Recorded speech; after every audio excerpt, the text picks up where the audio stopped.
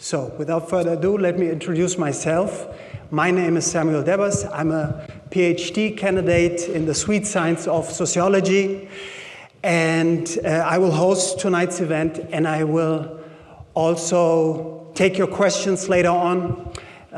Yes, I represent a group of students, PhD candidates, professors, who think that social science shouldn't only describe and explain social issues, but also think of ideas how to solve those.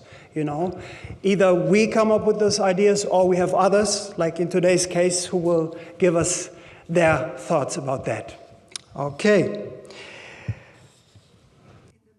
In the last year, a lot of us had one question in mind.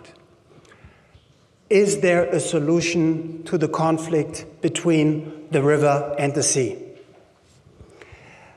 There are some people, Palestinians and Israelis, scholars, experts, regular citizens, lawyers, sociologists, who say there is, and they say it's the Confederate-Model. We have two of them here tonight with us. Give it up for Eilan and Omar Dajani.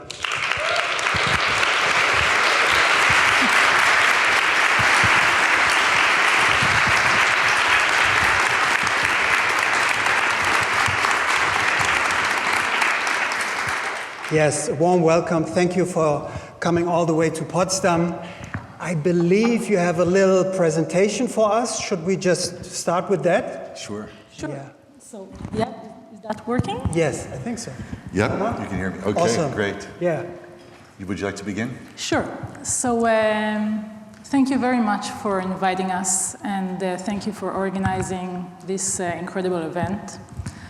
And we want to begin by just in 10 minutes sketching out our most basic principles and our vision.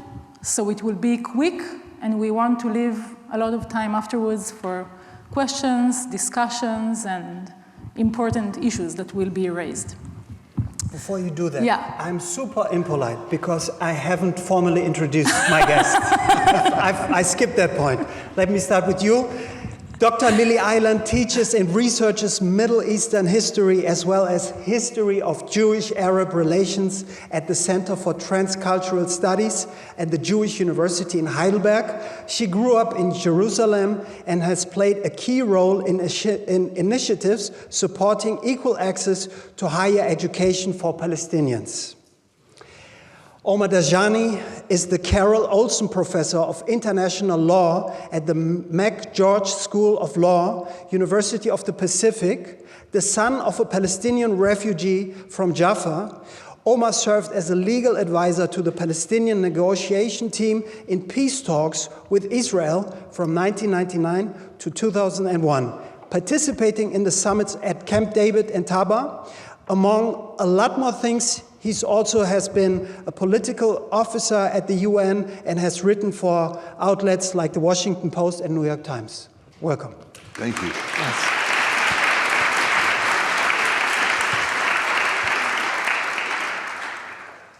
Okay, so now we'll begin. Thank you very much for the introduction. And I'll begin with a few words, and then Omar, you will take it from there.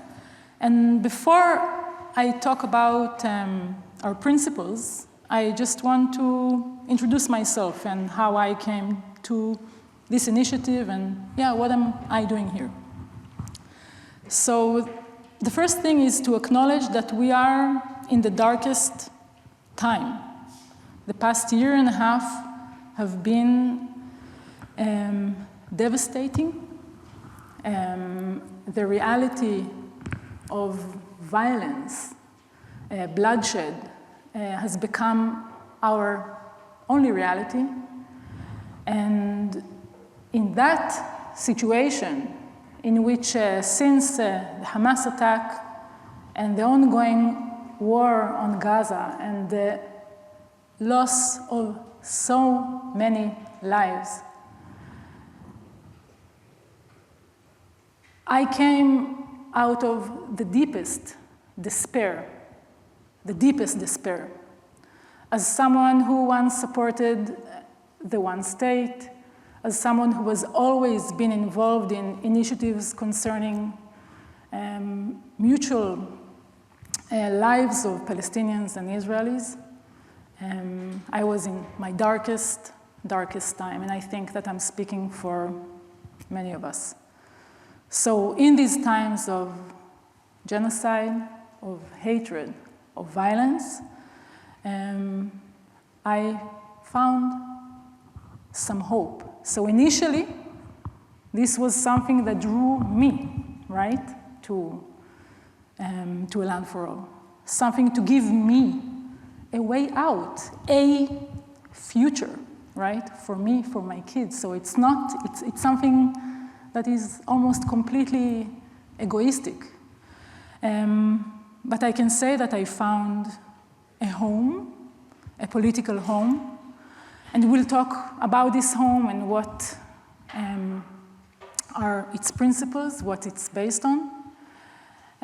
But yeah, I just wanted to say, I mean, this is not a fantasy. We are not seeing anything rosy in our eyes. We're looking at the stark reality that is going on in Israel and Palestine, between the river and the sea, and in reality in which it's very, very difficult to imagine a future. So now I'll talk about 3 main guiding principles that we share, and then Omar, you'll take it from there and kind of elaborate on how they translate into more concrete guidelines. So the first one is the acknowledgement that in Israel-Palestine today, there are 2 nations who are completely interdependent. We live in a binational reality de facto, okay, on the ground. And this interdependence is something that does not only need to be acknowledged, but bears a lot of significance for the kind of other principles or values that we share.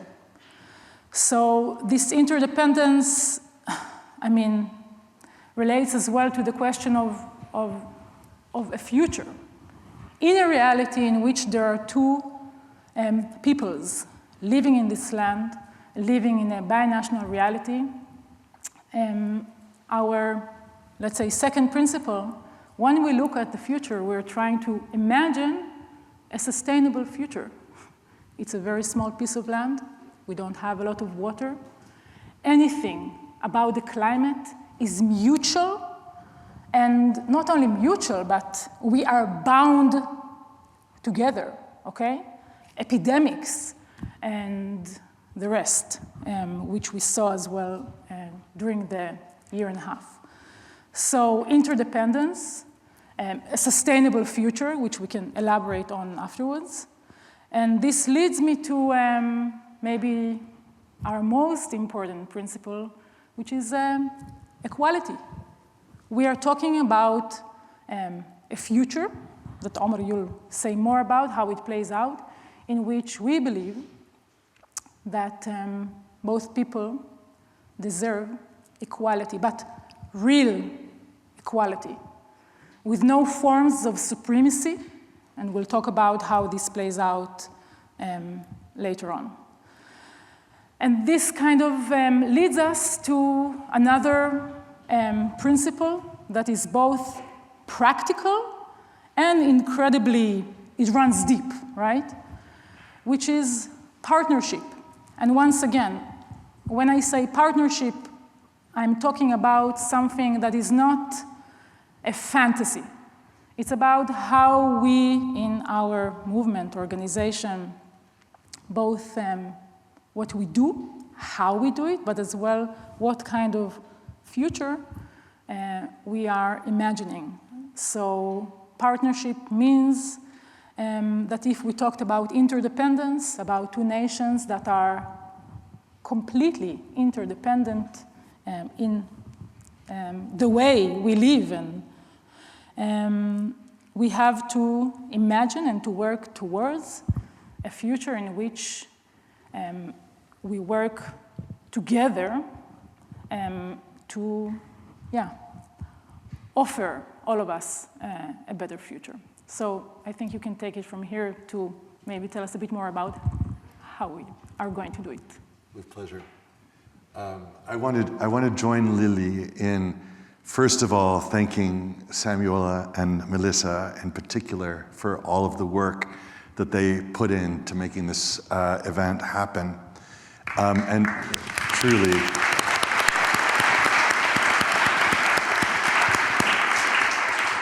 and to sound a sincere note of thanks to all of you for coming on this snowy night to join us here.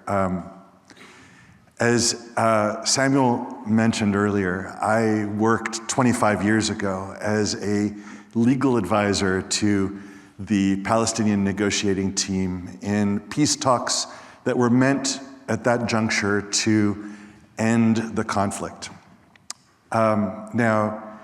After the failed summits at Camp David and Taba, as violence that at that time was unprecedented at scale, though it's nothing compared to the reality that Lily pointed to a moment ago.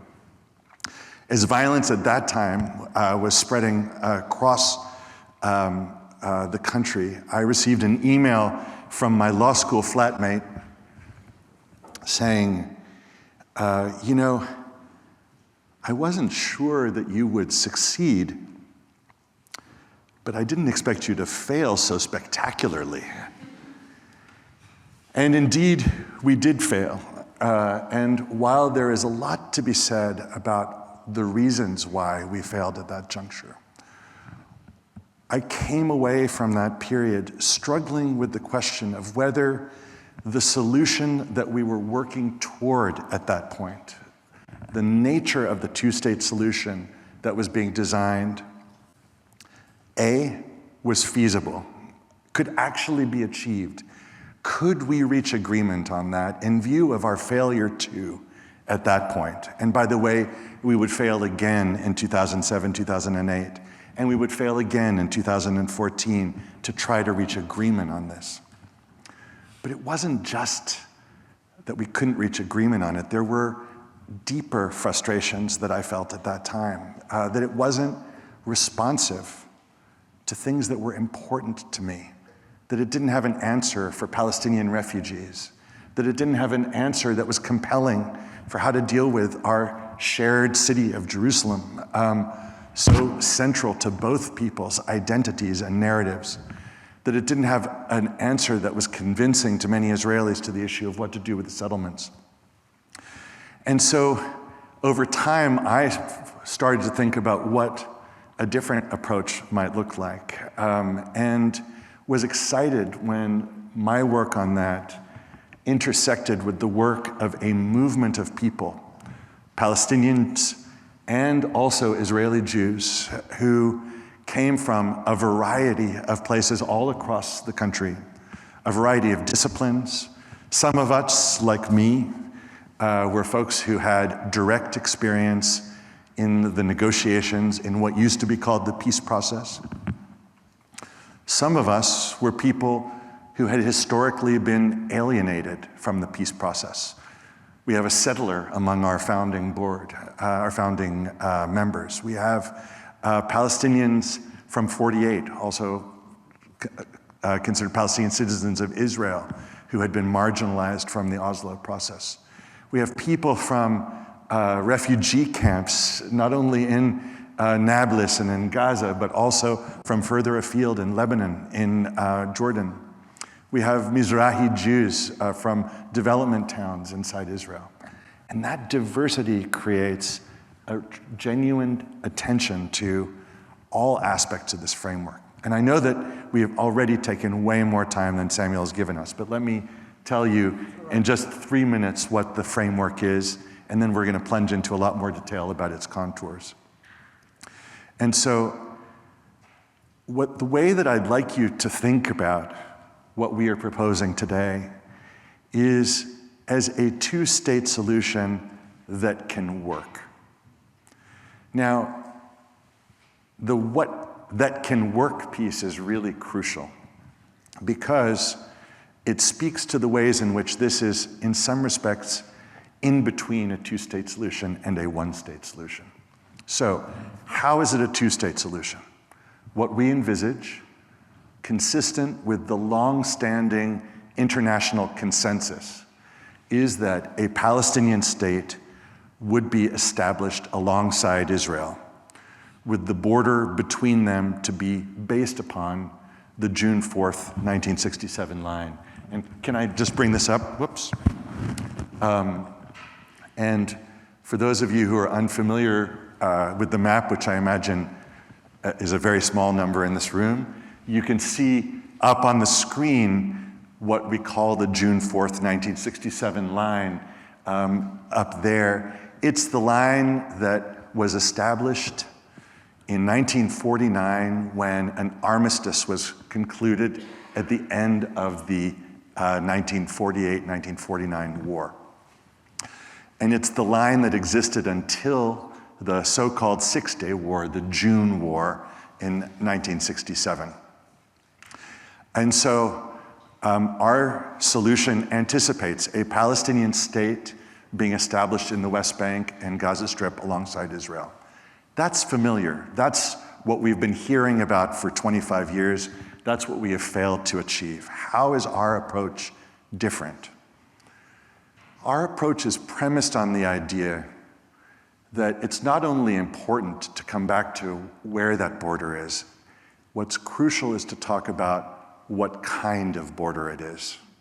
And so our vision anticipates that the border separating Israel from the state of Palestine over time, and we recognize that security and economy considerations require a gradual transition, over time would be like the border that separates Germany from France, that separates all of the states in the Schengen area. That is to say, a border over which there is freedom of movement and eventually freedom of residence for all Palestinians and for all Israeli Jews. And that approach is crucial because not only does it enable us to address those issues I mentioned earlier that were huge roadblocks to peace in the past, settlements, Jerusalem, refugees, in ways that we'll elaborate more about later on, but it also does something else. It recognizes a truth, which is that that entire space is a space to which both of our peoples are attached. That entire space is a place with regard to our attachment that we need to honor. And so by creating a regime of freedom of movement and residence in the context of a confederal framework with confederal institutions, we believe it's possible to overcome the impediments from the past. I'll stop there. Thank you. No, thank you. Thank you for this introduction. No, can you hear me? Yes. Okay, can I start with the elephant in the room? On the 7th of October, Hamas killed civilians, took hostages, and since then, the state of Israel committed so many atrocities, killed so many innocent Gazans that credible sources are calling it a genocide. I assume that a lot of people in the audience have mixed feelings about being here, because instead of hearing about how to fight the injustice in Gaza, or respectively how to fight Hamas, they're hearing words from you like coexistence and shared institutions. Why should they keep listening? Go for it. I'll answer quickly and then you can continue. This is, as I said before, our darkest time. This is a time of urgency. I'm saying urgency, but the word does not encapsulate what stands behind it. In this time, we're not only talking about Gaza, we're talking about what's happening in the West Bank, in Jenin, and Nur Shams in the past few days. we're talking about Trump and the recent plan for transfer. This is a time to offer a viable future, a solution, something that is possible, that is workable, a future that is not only about the continuation of bloodshed and war. I'll add to that just in two ways. The first thing that I think it's really important to bear in mind is that the extreme right in Israel has a plan, and they are advancing it. They are missing no opportunity to advance it.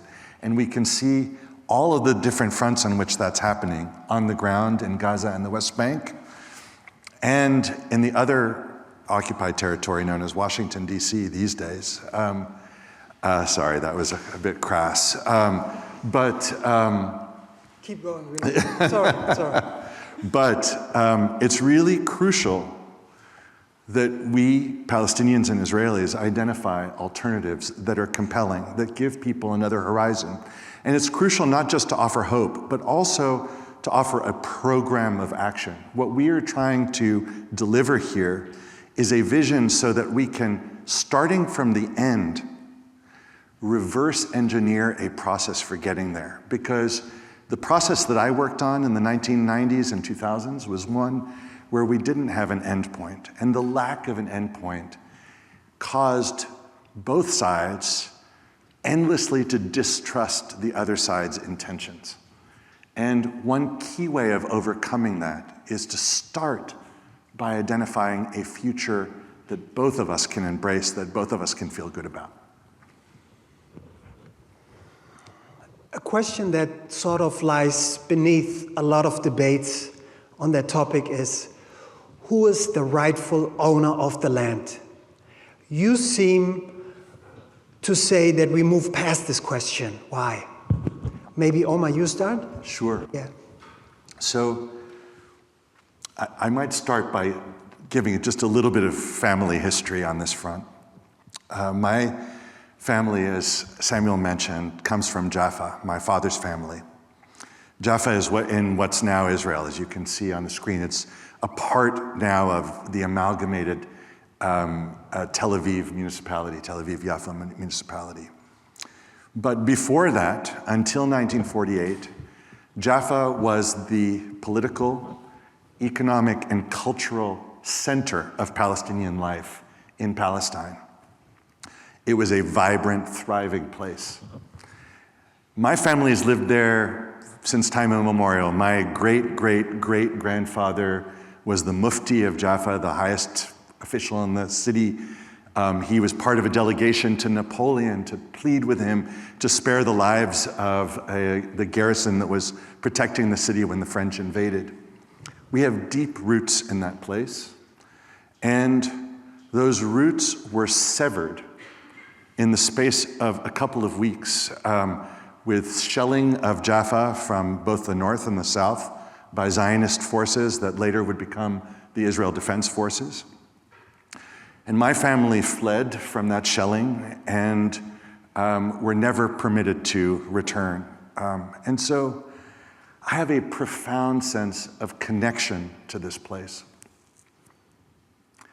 and a deep understanding of Palestinians' anxiety about our connection and our ownership of particular lands being marginalized by events since then, and even by a movement like ours. But there's another piece to my identity that's really significant to this analysis for me. I'm also an American, as you can probably hear. And I was mainly raised in the US in different parts of the country. And not too long ago, I went with a student of mine who was a legal advisor to an Indian tribe in the Grand Canyon area. And I was really excited. I'd never been on an Indian reservation before.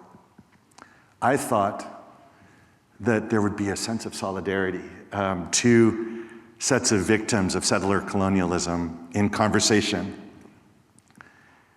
what I realized when I confronted overt hostility on the part of the folks that we were there to visit was that in their eyes, I was just another settler. They couldn't see that I was a refugee, that I come from a refugee family. All they saw was settler. And the thing is that both of those realities are true. And it's true about Israeli Jews also, settler, but also in many cases refugees. And so what we try to do is move beyond the frame of ownership to one that says, it's not about who owns this land, it's about who belongs to this land.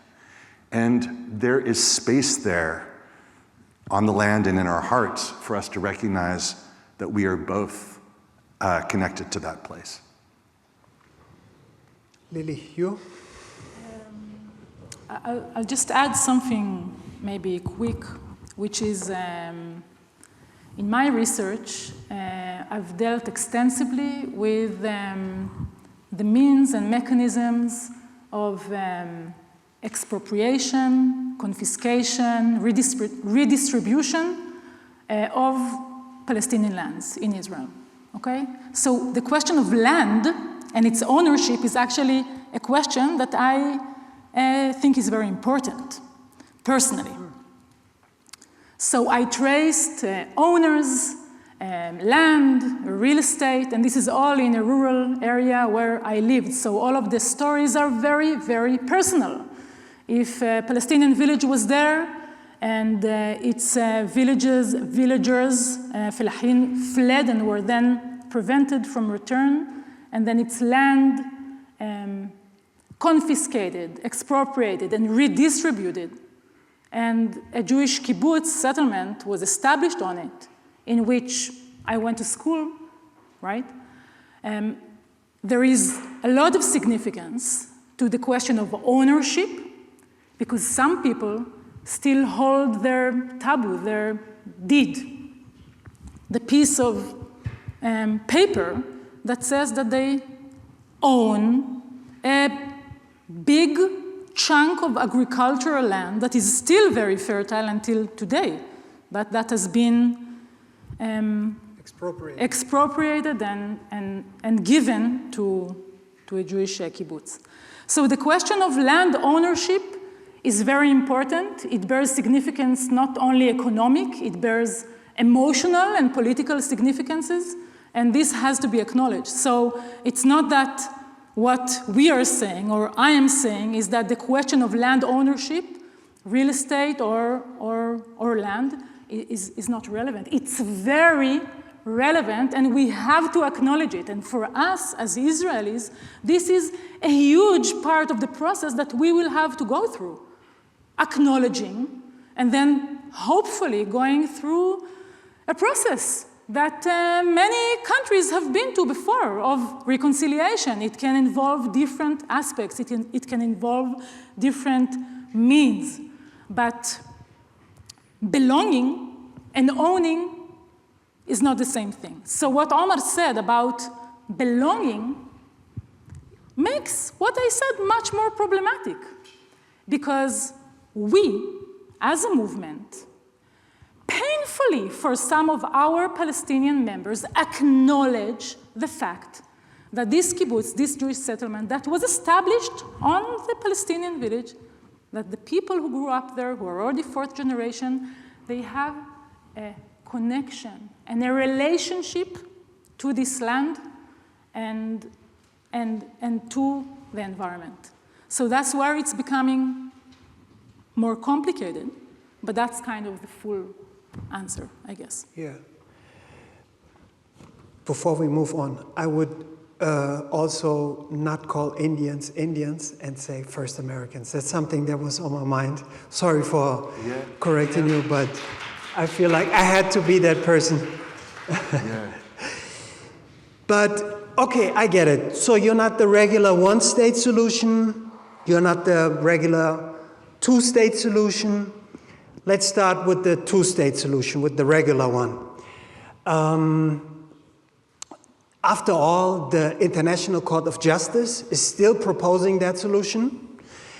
And if I'm not mistaken, Palestinians say, we don't want to see Israelis ever again. Israelis say, we don't want to see Palestinians ever again. What's wrong with the two-state solution then? Sure. I'm going to stand up and show a few maps in order to try to get at this question. So what you see on the screen is the state of Israel, the West Bank, and the Gaza Strip. And during the time that I was working in the negotiations, and indeed for much of the period until around 2014, the idea was a two-state solution should be based on the principle of separation. As Ehud Barak, the former prime minister of Israel, said in his campaign slogan that won him the prime ministership, us here, them there. That's peace. The problem is that it's hard to actually negotiate the terms of this separation. There are a few maps I want to show you. The first thing I want you to bear in mind is, of course, that inside that space that is Israel, there are already some 2 million Palestinians living as citizens of the state, whose worlds intersect with the worlds of Jewish Israelis in every respect. And so the idea of separation was always going to start to be a bit of a fiction. But there are other issues too. So what you see on the left is one proposal that was developed by folks associated with what's called the Geneva Initiative, which was an initiative a little bit like ours that involved both Palestinians and Israelis. And over time, what they ended up doing was proposing a map that involved Israel annexing, that is, extending its sovereignty over some West Bank territory, and you see that West Bank territory marked in dark brown, and compensating for it with land exchanges marked in dark green from inside Israel.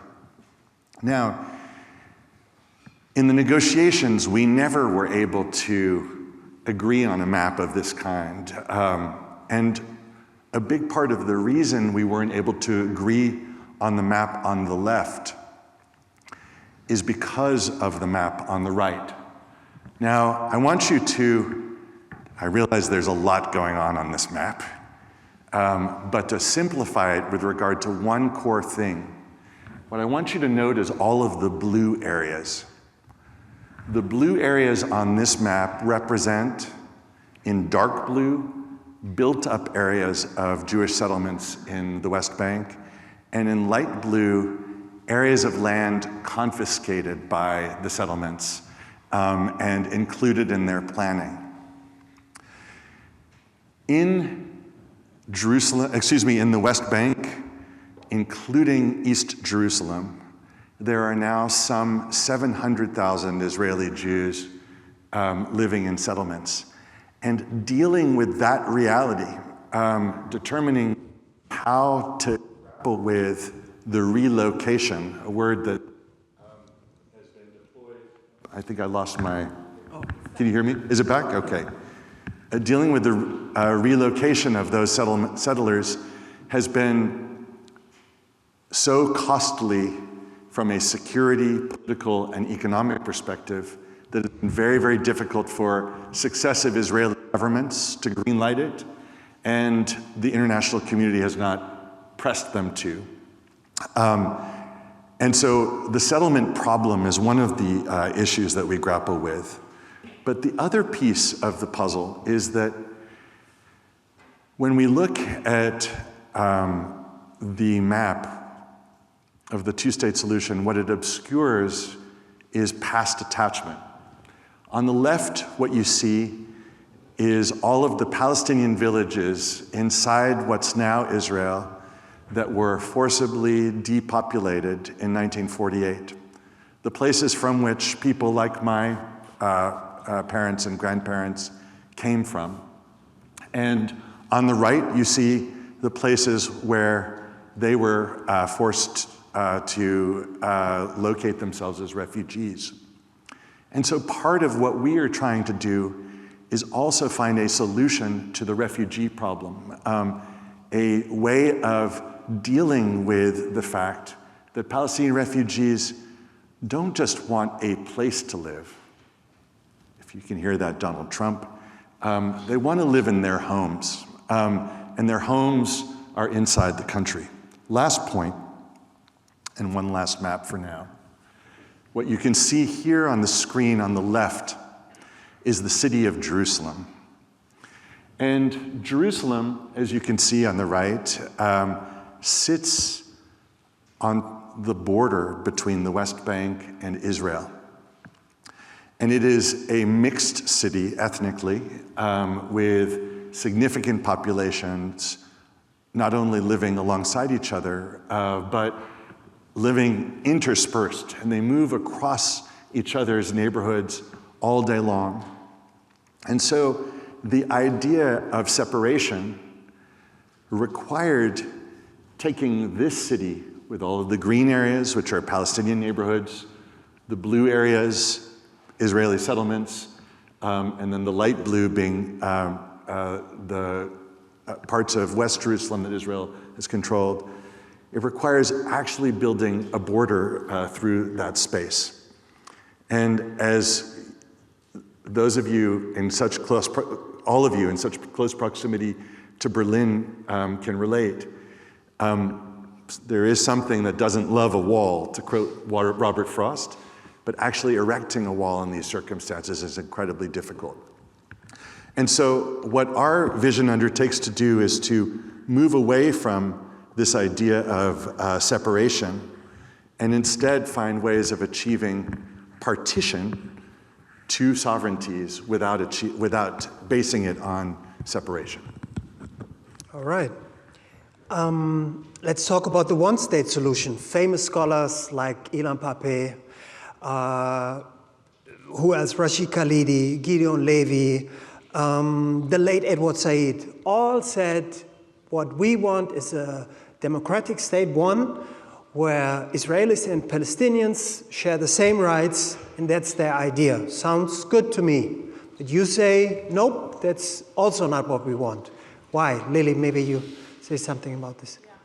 So, yeah, it's working? Yeah. So, as someone who was a one-stater for many years, I can say, yes, this is a very good plan. One democratic state. I think that for many Palestinians until today, this sounds like a very good plan. Leander, as you say, our reality is one in which the most feasible, or maybe the one state that is maybe going to be created soon is a one state.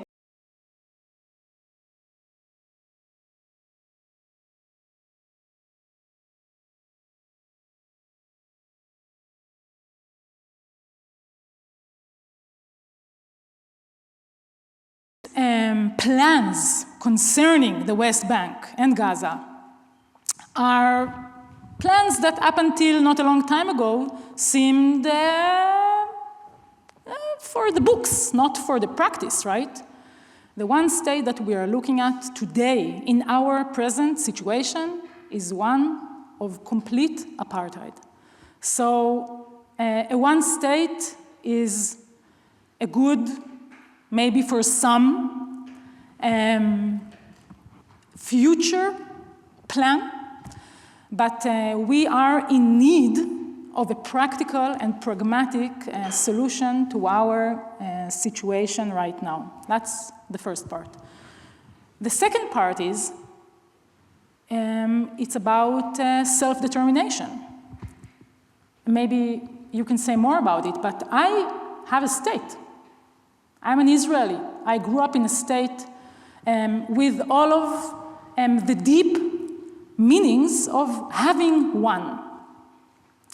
And the question of self-determination and sovereignty is something that I think that we are acknowledging is a huge and important issue, both for Israelis and for Palestinians. Maybe you want to say something more about it?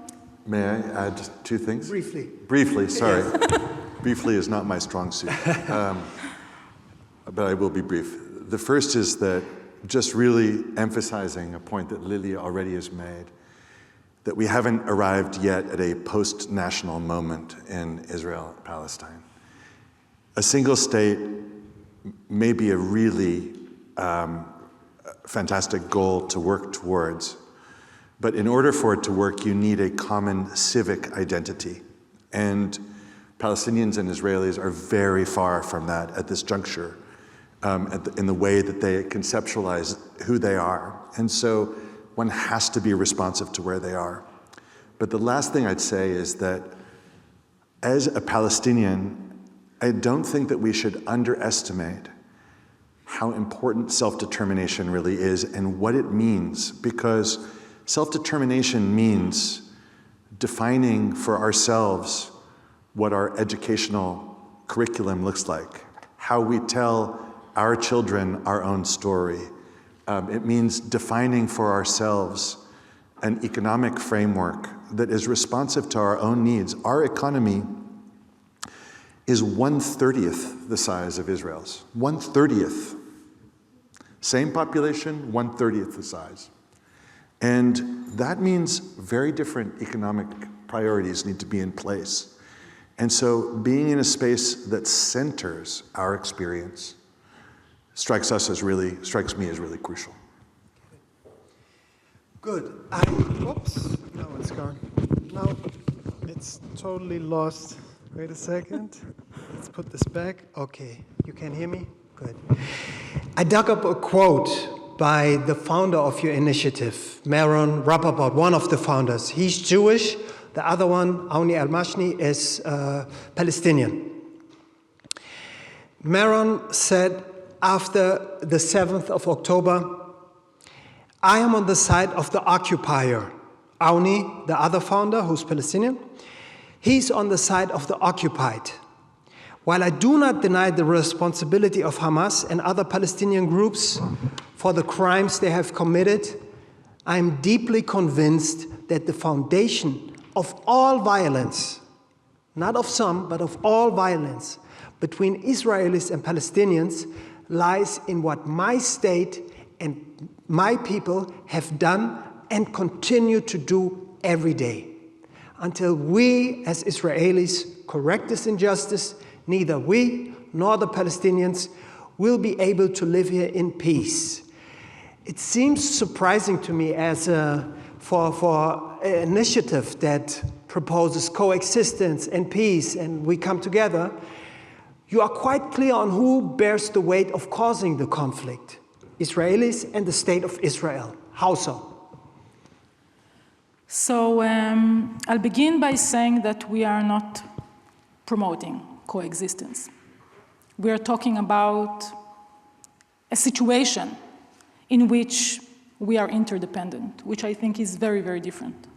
So that's just one thing.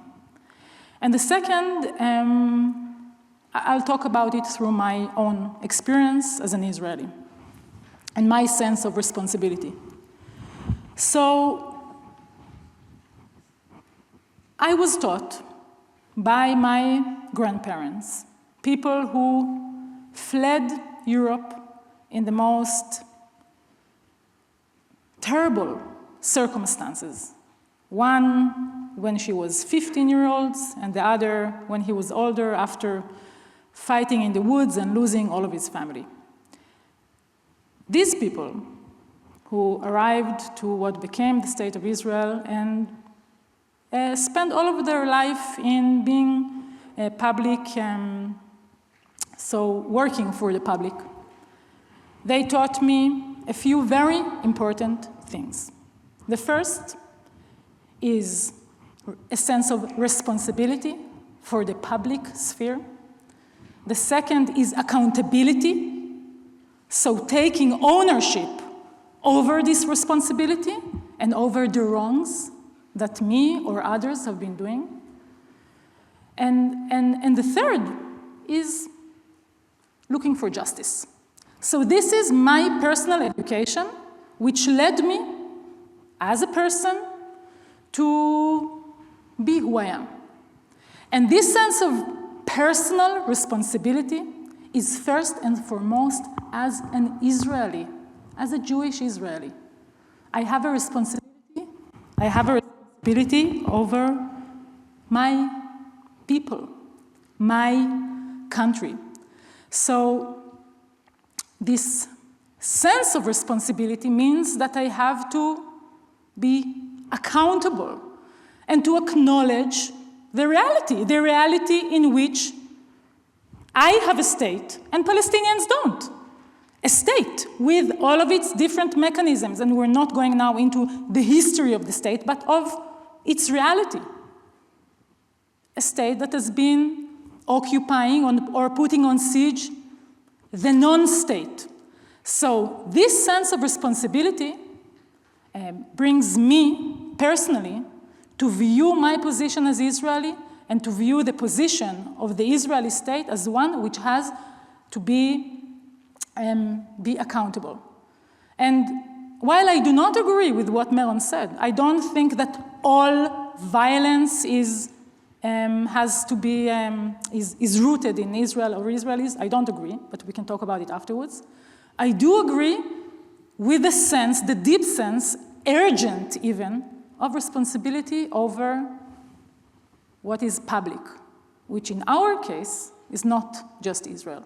So that's So Palestine is included in that public sphere, you're saying? Yes, because we live in a reality which is interdependent, a reality that is de facto binational. So first and foremost, as an Israeli, who is very, very, very, right now, concerned and afraid of the future of my state, the possibility of democracy. But then this goes deeper or wider as a sense of responsibility over the land on which I live. Omar. That's good. Yeah. I'll leave it at that. Yeah, good. Let's talk about the feasibility of your idea. We covered the general idea itself, Confederate-Model, but let's say, okay, we agree on it, it's not a bad idea, let's put it in practice. The first question I had, we are only talking about Palestinians and Israelis, Palestinians, Israelis. There are other indigenous groups to this land. You have Arameans, you have Druze. What happens to them once the Confederate model is implemented? Maybe you start, Omar? Sure, I'd be happy to. So is this? Yeah. Okay, great. So I want to come back to one of the principles that Lily started her intervention, her first intervention with, which is equality. And so when we talk about a different kind of two-state solution, and we imagine Palestine living alongside Israel, what we are not imagining is two ethno-states that privilege one group over the other within their respective boundaries, and that are the sites of continuing discrimination either against the primary other or against other others, other minorities. What we are committed to is not only normatively, that is in terms of the rules, ensuring that both states embrace, in ways that they have not so far, a commitment to equality. And that means equality in all spheres, and that means equality not just at the individual level, but also at the collective level, so that what you would have inside the state of Israel is the opportunity for Palestinians who are living there to continue to live there not just as individuals, but to have a collective identity that is able to be expressed. And the same should be true with regard to the Druze, to cite one other example. Similarly, with regard to Israeli Jews living in Palestine, what we're anticipating is formal equality in a range of areas, even if they would be permanent residents, and a real attention to ensuring that those rights on both sides of the border are backed up by institutions that can protect them. So the last thing I'd say on this front is that when we talk about what these commitments to equality would mean in practice, we recognize that that's not something that is all mapped out at first. Here in Europe, we have the European Court of Human Rights, which has played a crucial role in developing the jurisprudence that governs your own confederation. And the European Union is something in between a confederation and a federation. It's got this hybrid identity. But what has made it work is its judicial institutions. And we also believe that those judicial institutions that we would create through our confederal framework would help to secure the rights of minorities in both of the states. Good. That sounds good. But then I wonder, okay, I'm this Druze young person, and I want to be the president of the future state Palestine or the new state of Israel. According to your plan, I'm not sure if I can be the president, let alone, no, if I can vote for the president or let alone be the president. Let's be really tangible on that one. You want to continue? Yeah, sure. Yeah. So here's where we run into a question mark. I'll be honest on this front. The question of how ethnicized each one of these states is going to be, to some extent, a question for the constitutional lawyers in each of those states.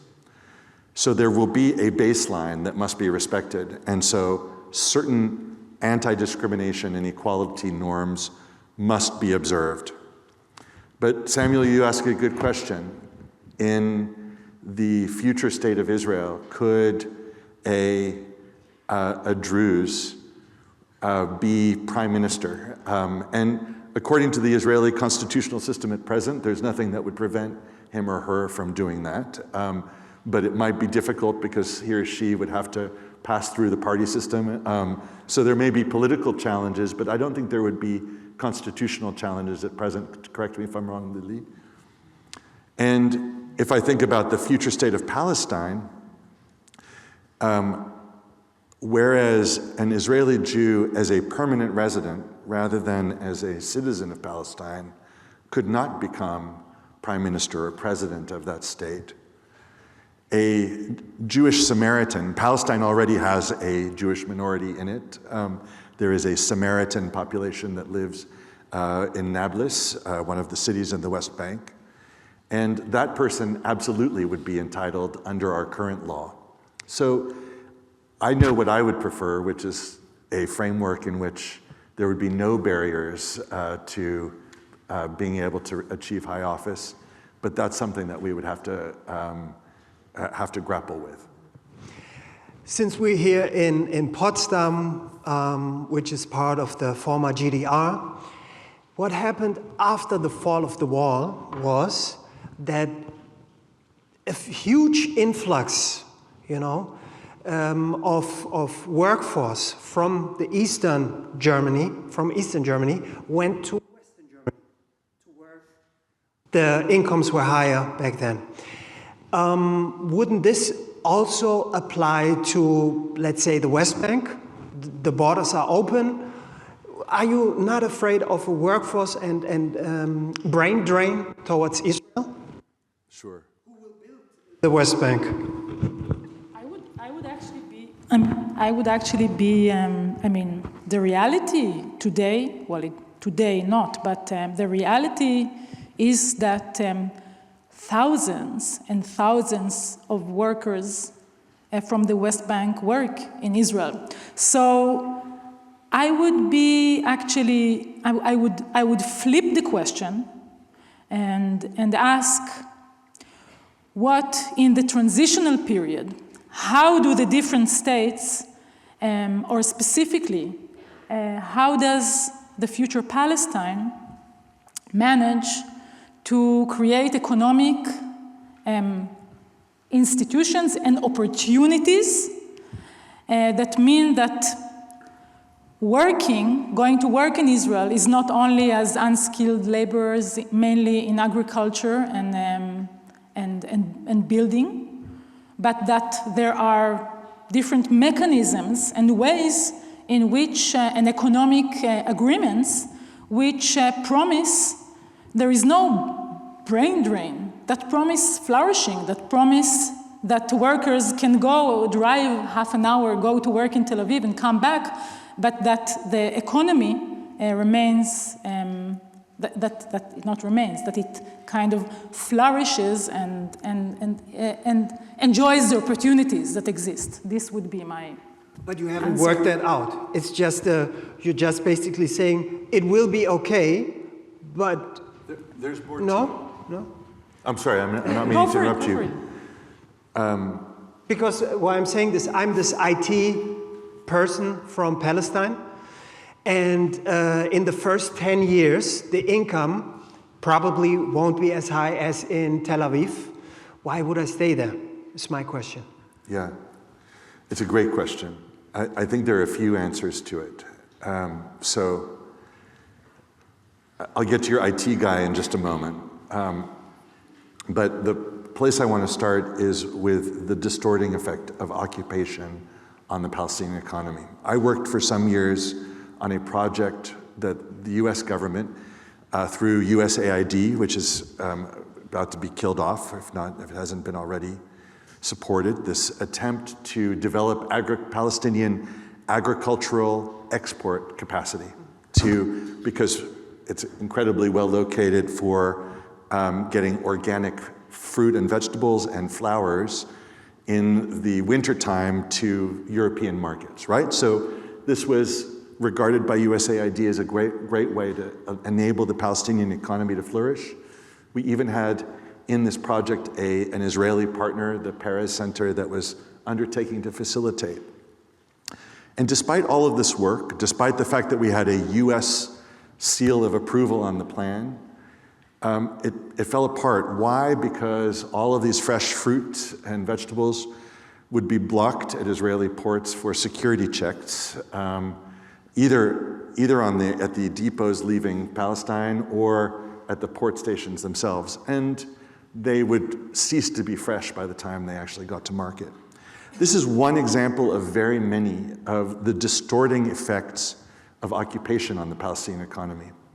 When you create circumstances in which Palestinians have not only an end to these harsh restrictions on movement of goods and services, but the ability, the agency to build economic relationships themselves, there is a lot that can be built and quickly. Now, that doesn't mean that you just hope for it, right? And so to the point that you're raising, one of the things that we have to think through is how investment in Palestine can be ramped up quickly.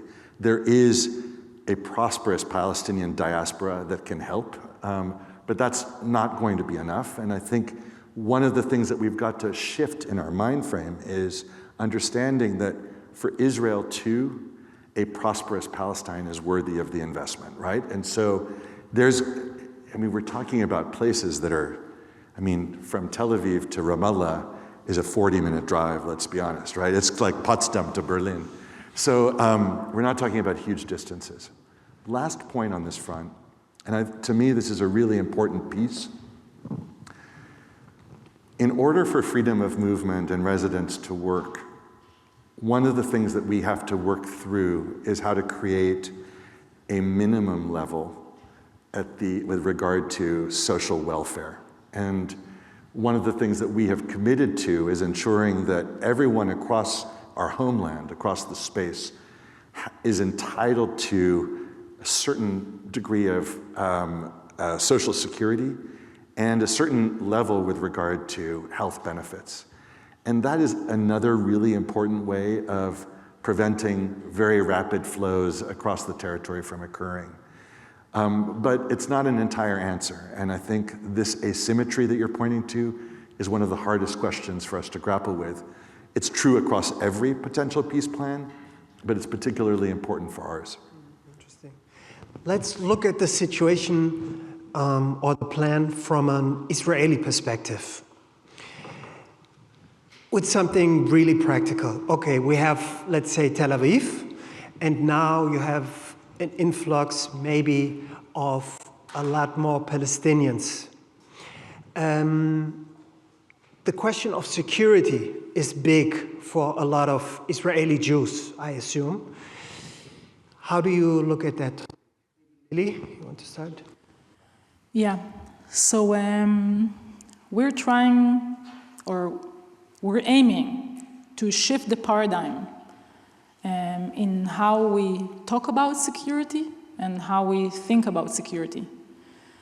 And in that regard, we want to transition from thinking, for Israelis, from thinking about security the way we think of it today, transitioning to think about personal security and about equality in security.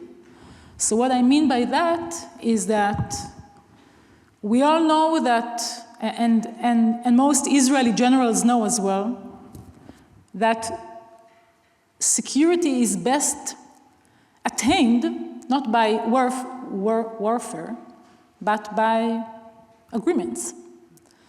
So in that regard, shifting the paradigm and beginning to think about security and about shared institutions of security, which, with all of the different problems with the cooperation between the PA and Israel, this is something that has been ongoing. We are able to cooperate when it comes to security. So I think it's these two realms. One is the shift of paradigm in how we think of security. So thinking about agreements and about reaching agreements as reaching a place of security and not about having almost every man on the street now with a gun, right? Which I don't think. And research shows that this is not the way to reach for personal security for anyone. So the militarization and in the past year and a half the extent of which militarization is something that is just in every public sphere. Yeah, and the second part is security that is based on cooperation, based on shared institutions that will work towards real security, if that answers your question. I'll let the audience decide. May I add one thing to that? Omar. So, for a long time, Israelis tended to associate security with separation. That we're safer, they would say, behind a wall. But I want you to think about the reality on the ground there. I mentioned earlier that there are some 2 million Palestinians living inside Israel. 2 million Palestinians who ride the same trains, who attend, in many cases, schools just down the street, who go to the same supermarket. And the level of intercommunal violence inside Israel, violence between Palestinians and Israeli Jews, has been tiny. There have been 2 main episodes in which it blew up in 2000, the year 2000, and in 2021. But for the most part, it's been small, and that's to a great extent because Palestinian citizens of Israel have opportunity, and they have formal equality. It's not full equality, but formal equality in many arenas. Now, I want you to think about the contrast. Where was the most securitized border in all of our country? Where was separation most complete? Where was the divide effected in the old security way? Gaza. And we saw on October 7th how well that strategy worked out.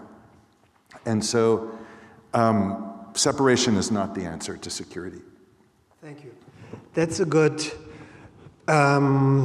how can I say, last word, because we're not done yet. I want to open this panel talk to the audience, maybe, you know. I have some more questions, but I want to give the audience a chance to participate in this talk. Who is brave enough to comment on the things that our guest said or wants to ask a question? Do we have some people? Yes, we have one person over there. Okay, let's start with you.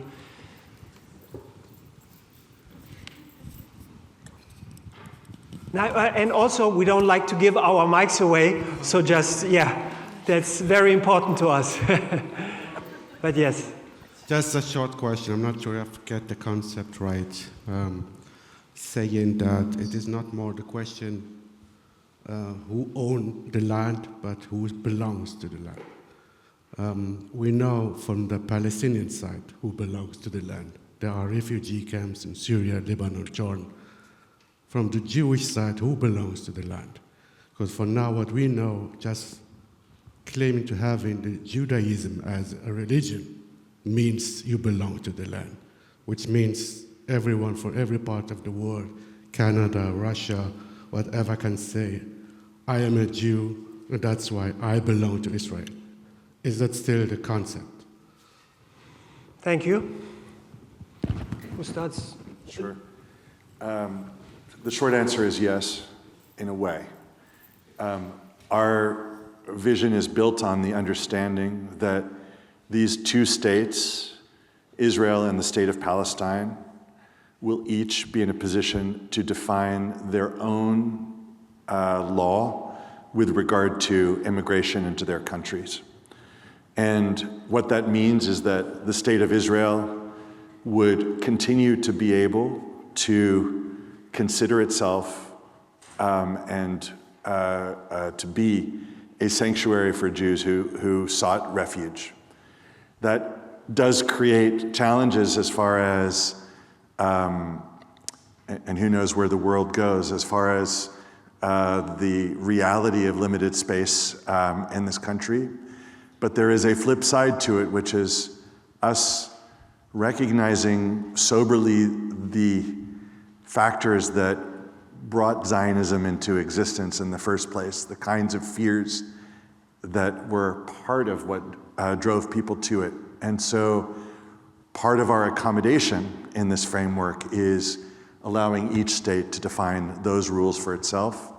And that means, and I'll just add that this last point, of course, also, that while they're not similarly situated, that Palestinian refugees also are fully able to realize their right to return and become citizens of the state of Palestine and to live in the places from which they came inside what's now Israel. Not parallel, but there is a parallel with regard to outcome in a certain way. Thanks. So who's next? Maybe the person over there, and then we go step by step to the right. Hi, can you hear me? All right. Yes. So I just wanted to ask this question because I was asking myself the same thing, and you didn't really mention it on the talk. And when you talk about accountability, how would that take place? And what would be an appropriate international response to the human rights abuses and war crimes against Palestinians?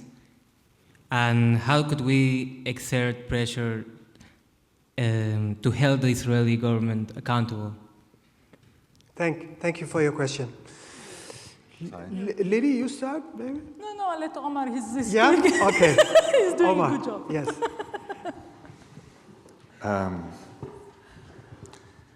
So I'll say, first of all, that with regard to a Land for All's vision, there is a section which you can find on our website that addresses transitional justice questions and speaks a bit more to the kinds of questions of historical justice that Lily was pointing to than the question of accountability that you're raising.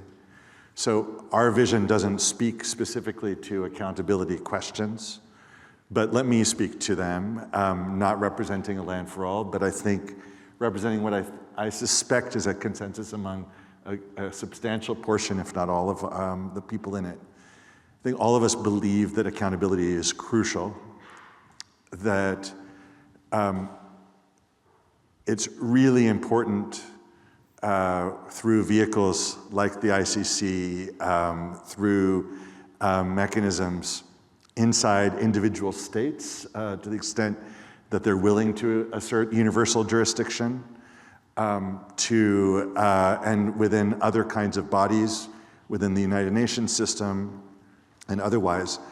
It's really crucial to name the violations of human rights and humanitarian law that have occurred, and to undertake to hold people to account for that. And it's crucial not just from a human justice perspective, but also because it's necessary to raise the costs of an occupation that so far has presented the Israeli government with very few costs. And one of the things that is a travesty in the current moment is that the billions of dollars that it will take to rebuild Gaza are expected by people like Benjamin Netanyahu to be paid by others rather than by the Israeli government. I think that there is a sense among many folks that if Israel were held to account for the damage that it's done to lives and to property, that it may be hesitant to walk down that path again in the future. Now, your question about how one achieves that is the, multi-billion-dollar question, and it requires governments like yours, like mine, to think about long-term transformation rather than thinking about short-term political gain domestically and otherwise, and that doesn't seem imminent, sadly. So, Omar, what I'm hearing here is that at first I thought you're just this initiative that thinks about the future, builds this interesting, innovative utopias. But what I'm hearing now is that you also say that there needs to be a balance between fighting injustice here in the present, taking these governments to court, holding them accountable, while also having a future vision. There needs to be a balance. Is that what you're proposing? Yeah, I would say that, again, in terms of the vision that has been agreed by the group, that it is a future-focused vision that has in it an explicit and unconditional commitment to transitional justice, and I think accountability is a part of that. We haven't engaged the kind of the important question that was raised earlier, so I can't speak for the collective on that front. But I think what we have had a lot of conversations about is that in order to build a bridge to the vision that we're talking about in the future, it becomes necessary to speak pretty clearly about the injustice that we're facing today, unequivocally. And that's why all of us who are involved in representing the organization in various contexts do exactly that. Good. All right. We have other people. We have some students that I know here. I think over here, those three, yeah. Should we collect questions, Samuel, so that we get a few? Maybe we collect questions first? Okay, yeah. Okay, first of all, it was mentioned that Israel is a Zionist state, but I think we should emphasize on this one because you can't change a regime or state that's not only inherently anti-Muslim, but also very racist. Like there's been over 100,000 Ethiopian women that's been sterilized. There's been so much stuff going on from the state. It's crazy races, and you can't just appeal to a state that's not only participating but like is carrying out a genocide, and not only in the current environment or something like that, but like we've all seen the map from like above 300 villages. Sorry, one thing. Try to be brief. I'm putting a lot of pressure on you, sorry, but try to be brief, because there are a lot of others. Yeah, we've all seen the map of the 300 villages, and like more than 95% of these villages don't exist anymore. They got annihilated, and it's called ethnic cleansing. So my point is, how can you justify appealing to such a state to reform itself or like lower its powers? Yes, thank you. How can you justify this? Thank you.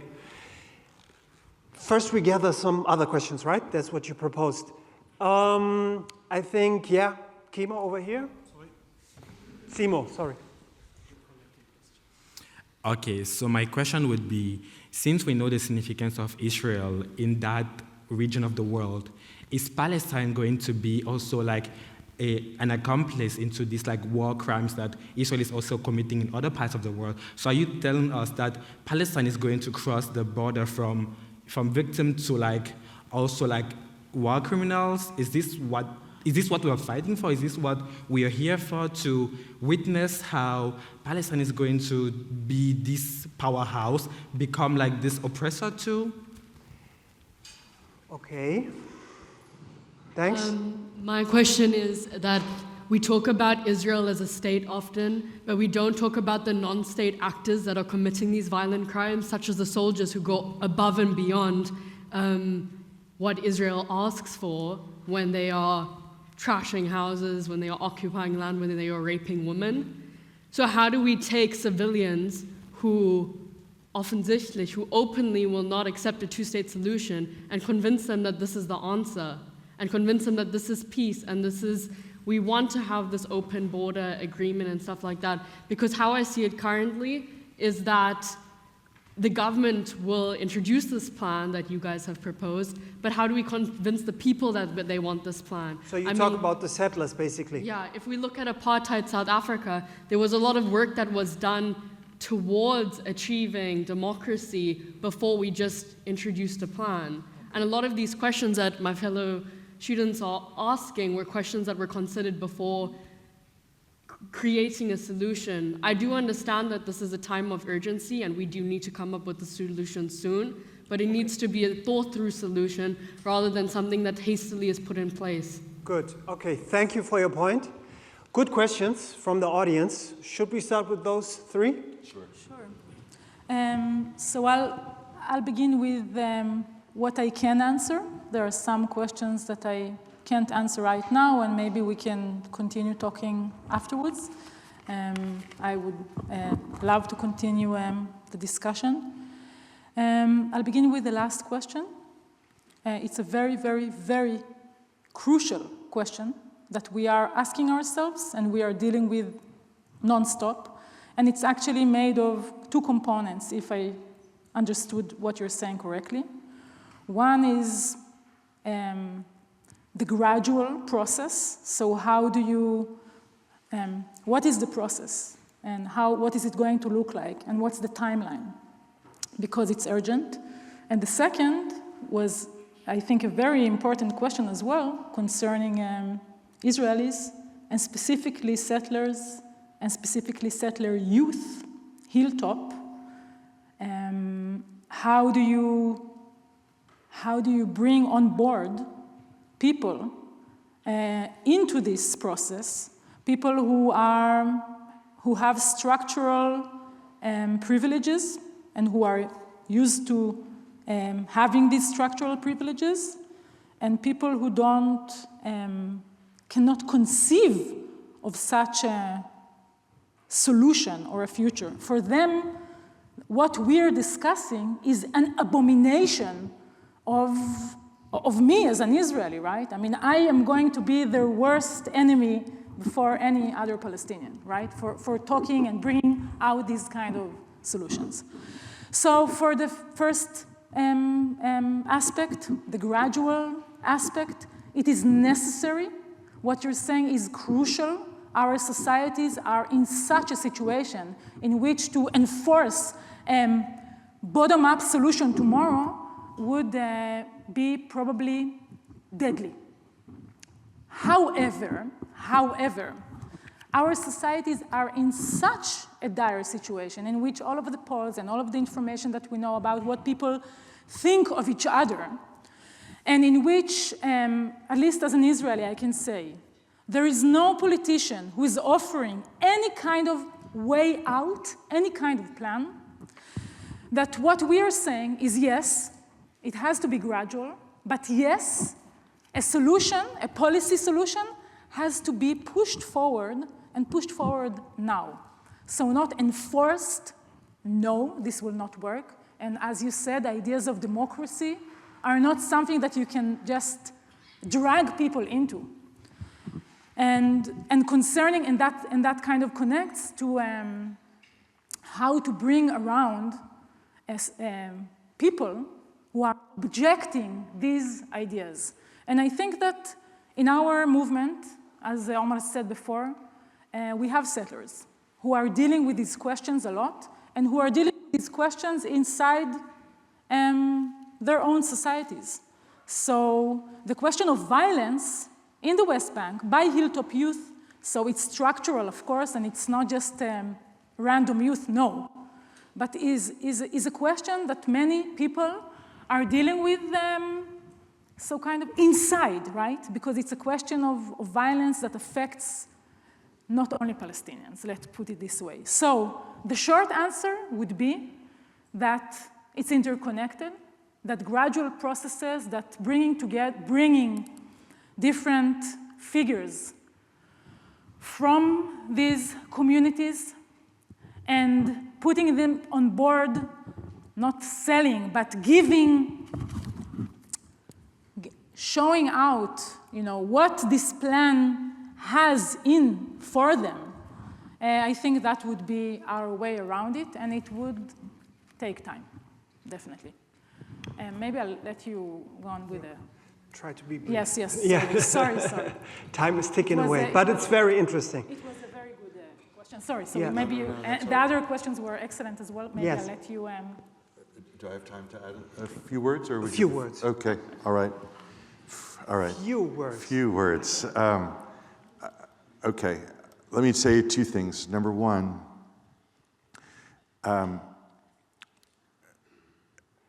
When I think about what it means to engage with a racist framework, a state that is built upon racist tropes, conventions, I have experience being an American. And when I look at US history, what I see is that there were two key moments. One was the Civil War, which produced our Reconstruction Amendments. So a violent intervention that was not undertaken to end slavery, but had that consequence, and that created an opportunity to reshape the law. And then a retrenchment from that very quickly, where these wonderful new norms got thrown in the trash for many years, and it was only through action by our Supreme Court later that we saw halting steps back toward a concept of racial justice, which once again we see a reaction to these days. And so what I take from that experience is that, yes, there are different ways of dealing with a context where the fundamentals of a state are deeply problematic, where there are norms baked into the system that are fundamentally racist. I come away thinking the best way to engage it is through institutions of the state and through removing the kinds of threats that produce the worst kinds of racism. But I realize it's an unsatisfying answer. It's an answer that involves slow movement and sometimes backtracking. And so I think it's a hard proposition. in terms of how to convince people, I just want to say one thing, which is that while the polling data in Israel-Palestine is really clear about one thing, which is that the more feasible people think a plan is, the more apt they are to support it. And so we see in the early years of the peace process a lot of support for the peace process because people think it's about to happen. And we see right now a lot of reluctance to embrace because they think it seems very remote. But what's striking is that among Israelis, the chance of a regional framework, a regional security framework in which there is broader engagement with the Gulf, for example, changes their calculations, which offers opportunities. I'm not an advocate of normalization without radical transformation first in Israel-Palestine, but it can be an engine of keeping what happens in Israel-Palestine moving forward. So I've got tons more I could say in regard to these questions, but I recognize that time is short, so I'd be glad if y'all would like to chat after the public talk is done to take up these themes further. Thank you both for your answers. Who else there is? Maybe you were the first one over here with the gray sweater. Komme ich da ran? Ich vertraue. No, don't give we hold the microphones, yes. Can I speak now? Okay, thank you. Now I do understand that your idea is that you first want to reach an agreement on the vision that you want to achieve and not really think so much about how you're going to get there.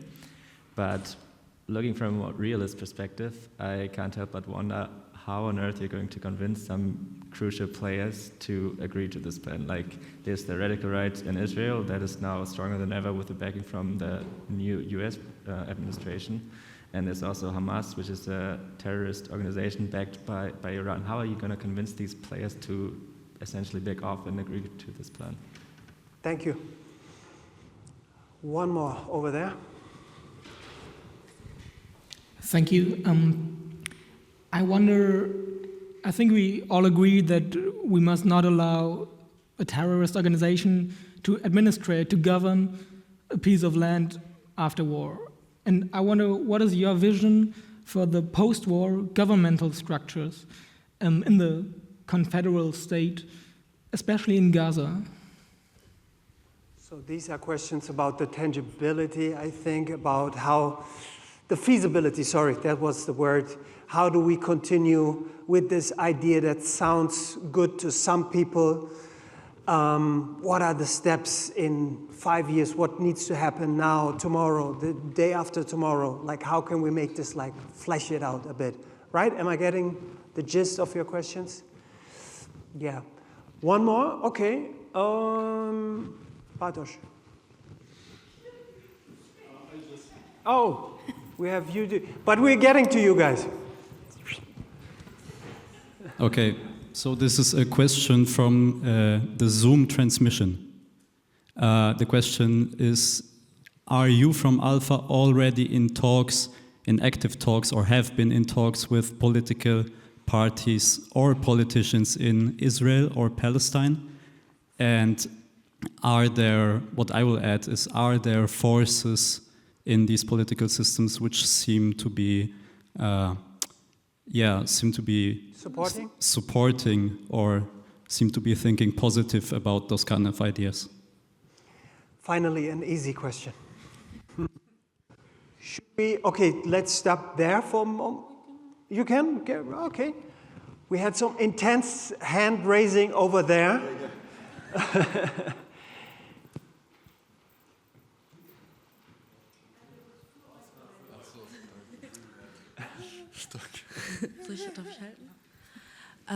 So when we're talking about justice, we also have to talk about the Palestinian prisoners that are held in the Israeli prisons at the moment. A lot of them unrightfully and also unlawfully, just because they participated and offered resistance. And does your organization or the two of you as individuals have answers for these questions. Yeah, that's it. Thank you. More. Yeah. Okay. Well, then I'll just ask one of them.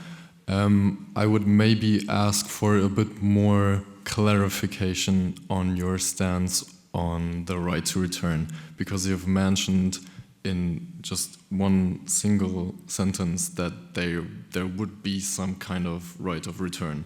But how is this going to look materially?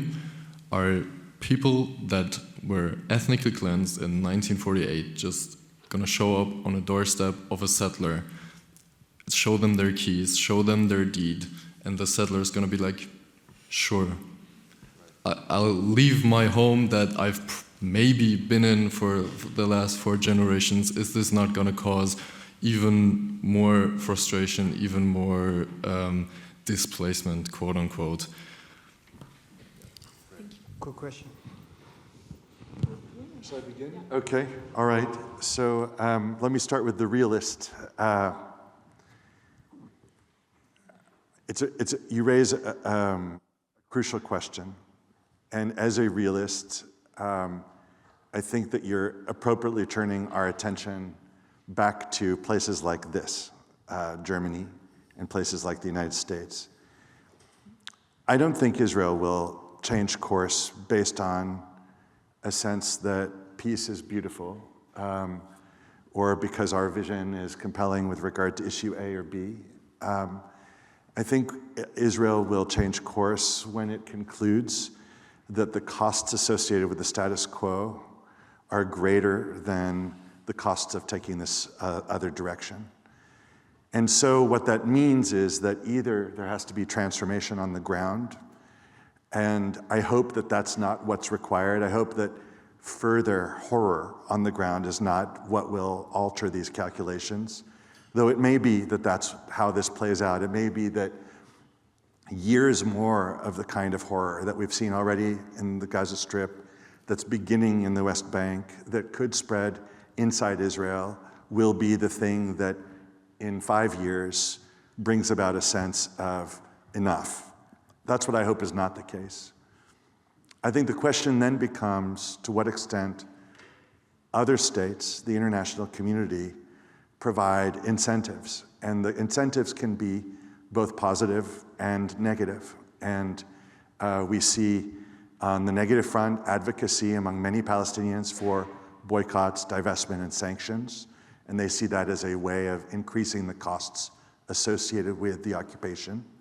What we also see is folks saying, okay, what, as I mentioned earlier, many Israelis regard as a deeply desirable outcome is the creation of a regional security framework. They trust the Emiratis and the Saudis in ways that they don't trust us Palestinians. And there is, I know, anticipating one of the other questions from conversations with people in the political world, that there is a lot of attention right now being given to how to create an incentive structure for Israel around gradual steps toward its integration, along with Iran, into such a framework. To me, there is a lot of promise in that. I have my doubts about whether it alone is sufficient, but I think that it offers some possibilities. Should we go back and forth and go for it? Okay, all right. So in terms of a plan for the Gaza Strip, I am very concerned about both the Hamas's continuing role in the Gaza Strip and about the coalition government in Israel right now, because I think neither of them is committed to the kind of path that I think can lead us in a good direction. That said, I think that there are a lot, if you look at the proposals that are being offered by Arab states, that are being put forward by, depending on how much attention you give think tanks, a lot of different think tanks. What the understanding is number one, that Gaza simply cannot rebuild or be rehabilitated unless it is connected back to the rest of Palestine. And that unless what we've learned over the failed attempts to rebuild in Gaza over 5 wars is that it doesn't happen unless you rebuild the link to the West Bank, socially, economically, politically. And that means whether you call it the State of Palestine or you call it the Palestinian Authority, there's going to need to be a political framework in which that happens. So, why does it need to be connected to the West Bank in order to be sustainable, rebuilded? Yeah, so for a lot of reasons. So part of it is because Gaza in itself needs the West Bank as a hinterland for a range of things. So from the fact that we need the educational institutions in the West Bank. Right now, all of Gaza's universities have been destroyed. And there used to be a flourishing kind of movement between the two areas. Number two, because the West Bank provides a space for employment and for commercial and investment opportunities, particularly if the restrictions on movement of goods and services and people are lifted.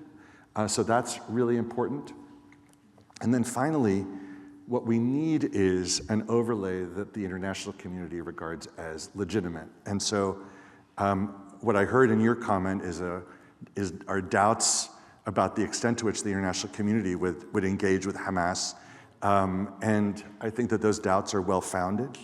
And so what one would require is the kind of technocratic government that the international community would have confidence in. And that means linking Gaza and the West Bank together as well. Last piece on that front is that Palestinians want a political horizon. They want to say that this is not about the independent Bantustan of the Gaza Strip. This is about linking what happens to Gaza to our political future.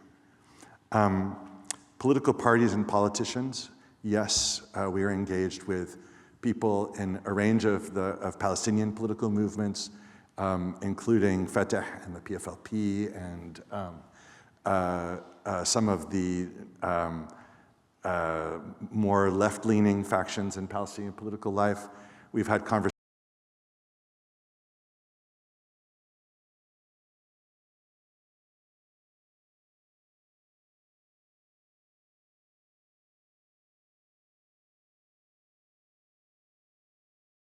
speak about the engagement with the Israeli political class.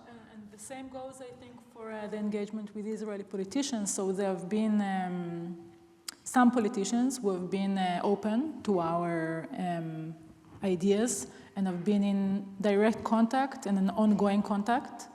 However, right now, as you probably know, I mean, it's not that we have opposition that offers an opposing view. So the kind of politicians that we're talking about are, as for right now, from the left wing of what's left of the left-wing parties.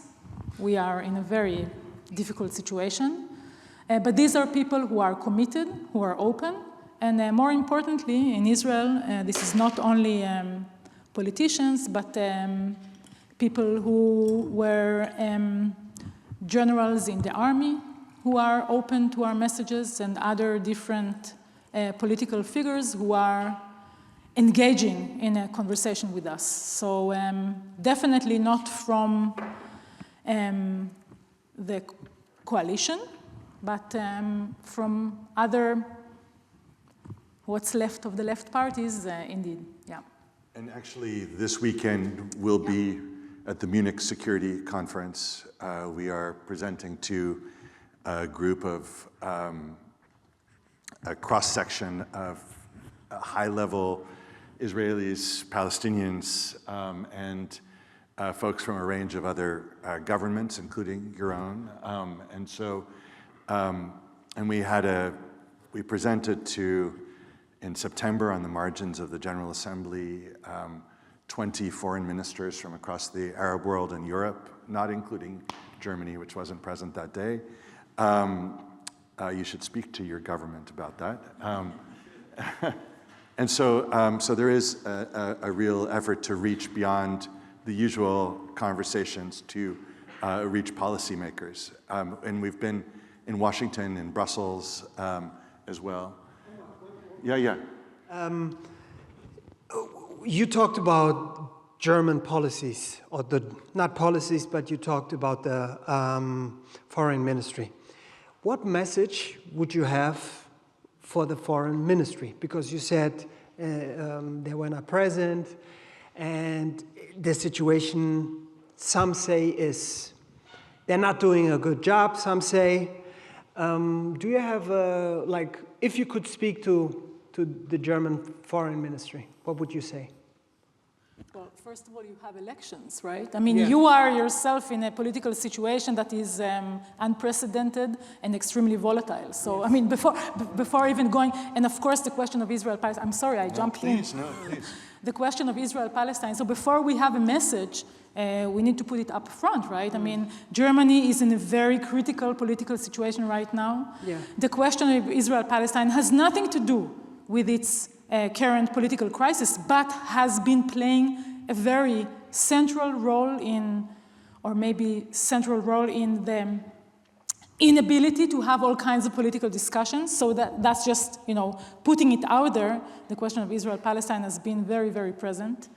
And I think that what our message for the next foreign minister would be to engage in a constructive and active means of promoting sustainable peace. So that sounds very, very large and almost, but I think that this is what we would push for as such an important player, as such an important player in Europe, and as such an important player in terms of Israel. We would want to see Germany involved in promoting a sustainable future. So they're not doing this right now? Okay. No, they're not. On that front, and I haven't forgotten the questions up here, but there are different kinds of roles that Germany can play in this moment. I realize that it's incredibly loaded for German officials to engage in explicit criticism of some aspects of what Israel does. But friends don't let friends drive drunk, right? And we are in a circumstance where I think it's crucial for the German government to at least sketch the outlines of what is acceptable conduct. It doesn't mean that every individual decision the Israeli government does is one that the German government can engage, but there have to be lines that should not be crossed, and not speaking them hurts the Israeli left, and it hurts those in Israel who are trying to chart a path forward. And so, to my mind, German policy hurts Israelis, it doesn't help Israelis, let alone Palestinians. But I think there are also things that Germany can do to help. So one is to let the European Union, it's one thing for Germany to speak forcefully. It's another thing, which maybe German officials are unwilling to do, but it's another thing to block collective action by the European Union. And I think that that's one arena where I would hope the German government would step back a little bit and then provide support to initiatives of this kind. I'm not saying that just from a self-interested perspective, but there's a lot of investment that can be made. You earlier on reminded us of the analogy between unification here and the challenges that we've got to face there. And simply in terms of supporting imagination through serious research, that's work that we're already doing, but that requires support. So there are a lot of constructive steps that can be taken. Constructive steps, good word. May I address these last Of course. It's a good question. Okay. Right of return. I'm so glad that you raised the prisoners. There are some 10,000 Palestinian prisoners presently languishing in Israeli detention. The vast majority of them have not been charged, and even for those who have been convicted, it's in courts that very often don't deliver justice with 99% conviction rates. And so it is our expectation, and it is part of our framework, that any historical deal would not only grapple with this in ways that deals always do, right? You always have, and even the Oslo framework provided for prisoner releases, but our expectation is that that would be an essential part of an ultimate deal.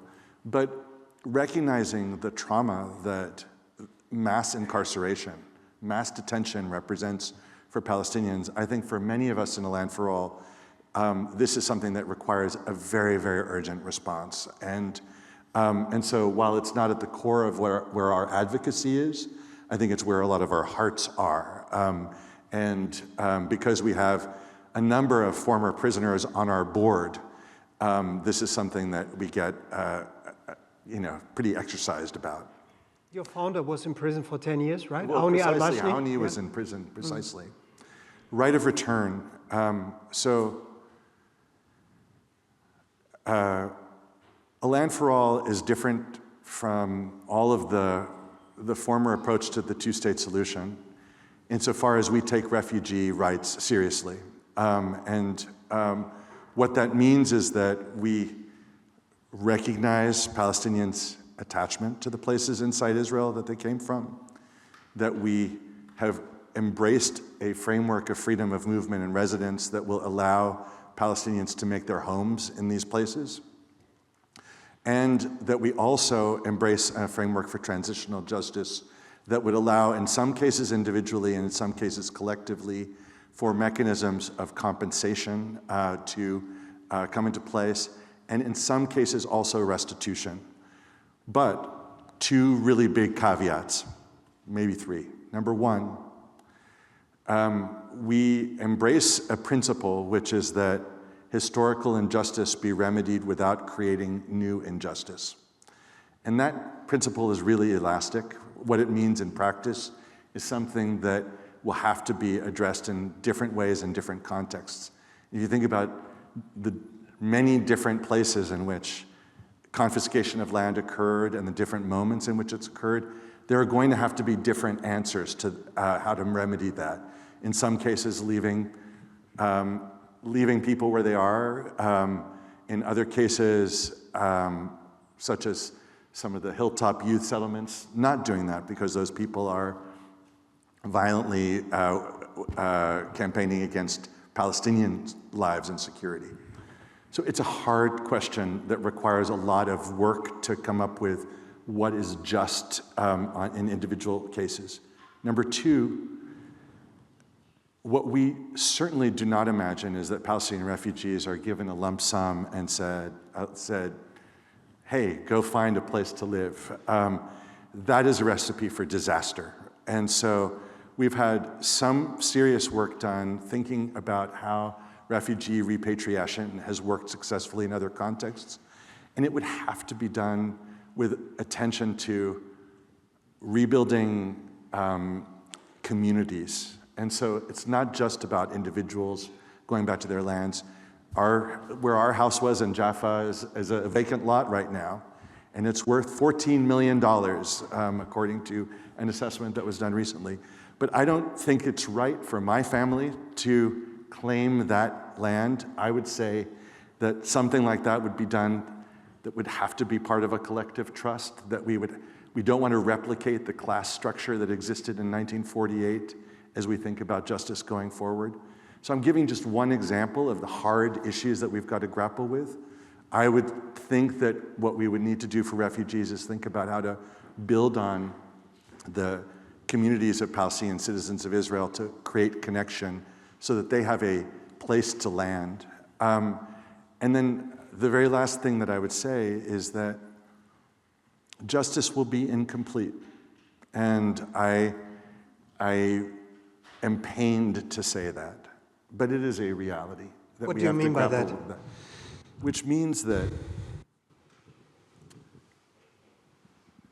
where you have Palestinian refugees who were forced out of their homes in 1948, pushed to live, for example, in the Gaza Strip, and then are facing a reality, even in our, as you put it, somewhat utopian framework, where return is possible. If the place where they lived has been the home of an Israeli Jewish family for generations, to simply tell those people to leave is neither going to be politically saleable nor perfectly just. A choice has to be made in those circumstances. And so you end up having to decide what is the more just, not as what is the perfectly just scenario. Because perfect justice in that scenario simply isn't possible. And so you find an accommodation, and that's what you do in every situation. If you look at South Africa, you see accommodations being made, sometimes in ways that are great, and other times in ways that produce bizarre interventions by Elon Musk 30 years later. Yes, that's a good last word. Before we wrap this up, I have some questions. No, okay, we're good with those. Yeah, maybe you are the last one? Last, okay.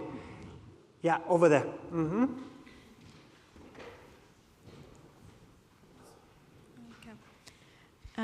So if we put aside if this solution is just or not, I'm still wondering how realistic this is, because what you're saying is you want to talk with politicians, for example in Israel, and to convince them to give up privileges. And if we look at world history, it never was successful to just convince people to give up privileges. But also your plan to talk with German politicians and to convince them to put pressure on Israel to do this plan.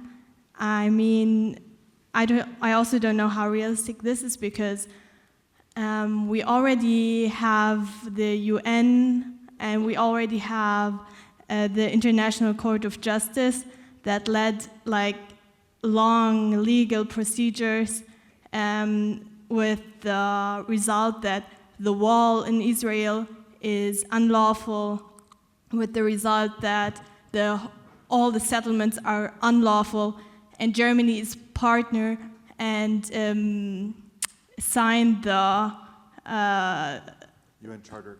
Yes. So Germany has to put pressure on Israel to give up those things. And I think I can speak to people in the name of people who grew up here in Germany. We never saw Germany put pressure on Israel to do anything. So yeah. Okay. Yeah, thank you. Thank you for that question.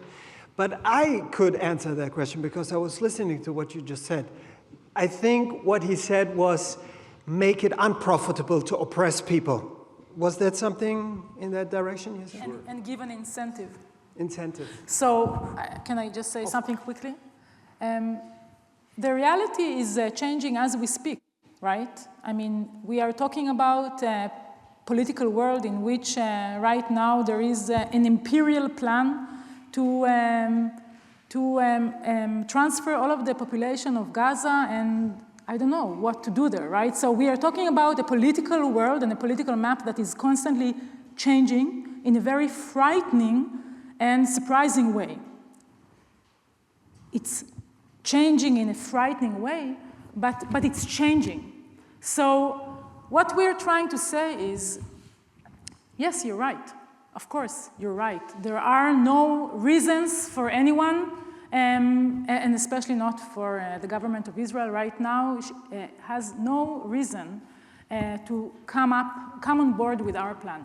However, the geopolitics, the very strange manifestation of the geopolitics right now, and the different players who have a lot to gain, they can give us, I mean, I'm not saying it gives us hope, but we can be hopeful. We have to be hopeful that some kind of agreement can be made in that constellation. And in that sense, that incentives make governments and individuals do things that were not imaginable a day before. And in Israel and in the political constellation in Israel, we know it very well. We know it very well when Benjamin Netanyahu made a deal with the Palestinian political leader inside of Israel, which seemed unconceivable.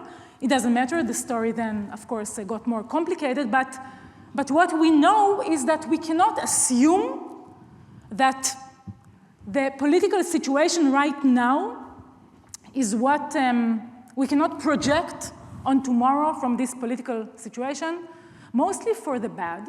But we are saying we have to be hopeful that in that very strange and changing constellation, with the German elections now coming up, and they are important, things can change, and that our plan or other plans, our plan is not the only one. And we, I think I can talk for both of us and for all of us, we think that our plan is good and it's viable and that it's sustainable. But we are in communication with all of the other partners who are putting forward different visions and different constellations of how to get to a solution that is sustainable. So in that sense, I think us and many others around us are very wary of the situation in which we're at right now. But as well, we cannot be left not on guard, and we have to push forward a plan because it definitely can happen, right? You want to add something? Yeah, just two things. Number one, that the kind of barriers that you identify are barriers to every vision for peace, not just ours, right? There's literally no vision that doesn't confront the challenge that you're pointing to. But the second, really echoing Lily, I mean, think about how unlikely the whole story of this country is, right? I mean, 100 years ago, 110 years ago, if you had projected that Zionism would succeed in creating this state of Israel, people would have said, you're crazy. More recently, in the sort of darkest period of the Holocaust, if you had said German officials are going to have a posture with regard to a Jewish state of total deference, you would have said, you're absolutely out of your mind. And so transformations can happen. What we're trying to do is to build a vision that we believe can work so that when the right stars align, there's actually an idea that we can put forward for how we can share this place that is important to both of us. That's the role of imagination. But getting there is super hard, no doubt. Thank you for your answers. It's a tough topic, but I have two more questions. I was told we only have a couple of minutes left. Since we have an audience of students, some say the biggest problem is anti-Semitism and Israel has the right to defend itself. Some others say the problem is injustice. Injustice towards the people of Palestine. Could you very briefly, in one or two sentences, give each group a message, something to think about, each of you? Right. Lily, you start maybe? Yeah. I want to say that anti-Semitism is real. And as anyone fighting racism, we have to acknowledge its realness, to acknowledge where it manifests, and to fight it. To fight it while we fight for other causes, to fight it while we understand the very, very complex situation in which we arrive to. But I'll repeat it. Anti-Semitism is real. And as someone living here for the past year and a half, I was skeptical in the beginning. But it's real, and it's here. And we have to acknowledge it.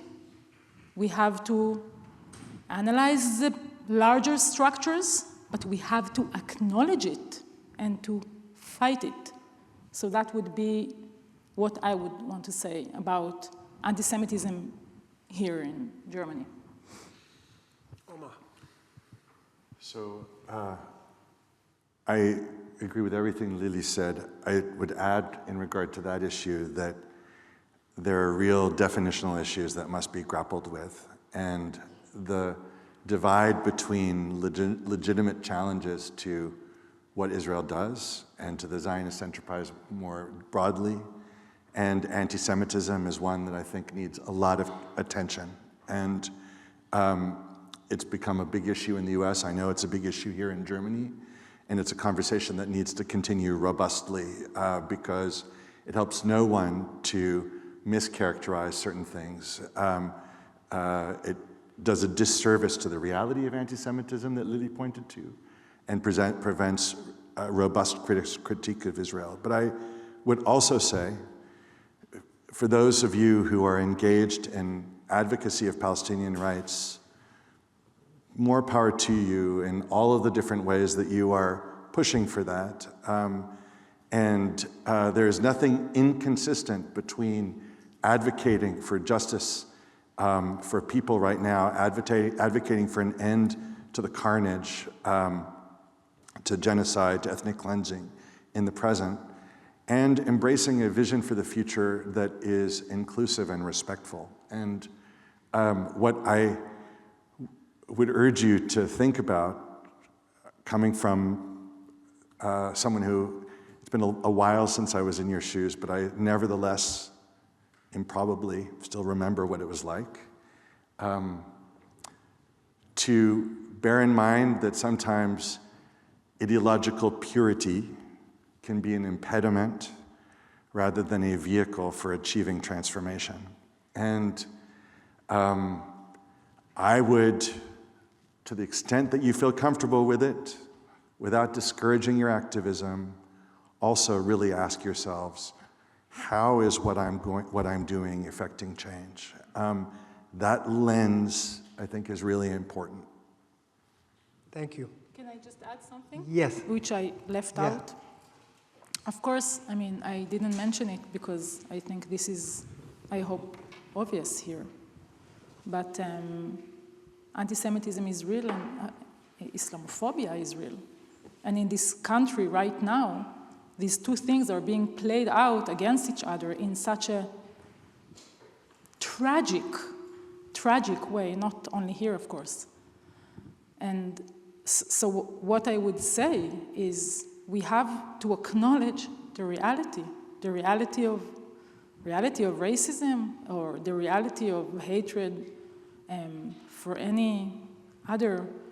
on any other background is something that we have to acknowledge in open eyes and hopefully try and step out a little bit from this very tragic polarization of discourse that I think makes a lot of people feel hesitant in calling out actions, for example, that are Islamophobic or anti-Semitic. So I think that in this situation right now, here in Germany, I would really push all of us to open our eyes and to be,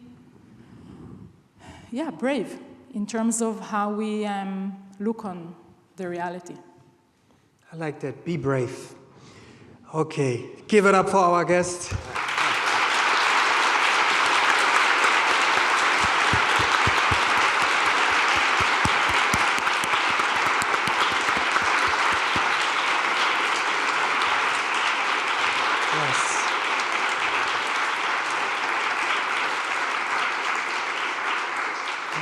I really want to thank you all for coming to Potsdam. It was snowing, it's cold outside, but you have the interest to engage yourself. How can they participate if they want? What should they, us, all students, academics, do tomorrow? We go home Friday, what do we do then? We want to join Alpha, how do we? Scan our code. Yes. Read about us. We have very different ways of engaging with us in English, and talk to us, because we are open for different forms of organizing, whether it's online, whether it's with lovely people who come to listen to us in an open-hearted way. So this I didn't say before. Thank you. This is very, very, very not obvious in this specific climate, that you came, that you asked the questions, that you were open and sincere in your questions.